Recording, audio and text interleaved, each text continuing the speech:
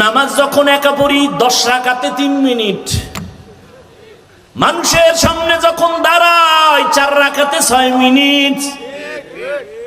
সূরা না জানলেও হুদা খাড়ায় থাকে, ভাব দেখায় আমি বুজুর্গ, আছে না নাই? তাহলে এখানে রিয়া। অথচ নামাজ হবে আল্লাহর জন্য, কিন্তু নামাজটা আল্লাহর জন্য পড়ি না, মানুষকে দেখানোর জন্য পড়ি। এই জন্য দেখছেননি একদল নামাজি বান্দা জুমার মসজিদে যাইয়া খতিবের সাথে সালাম ফিরাইয়া একটা দৌড় মারে, এরপরেও যে 4 রাকাত সুন্নাত আছে এটার কোনো খবর নাই।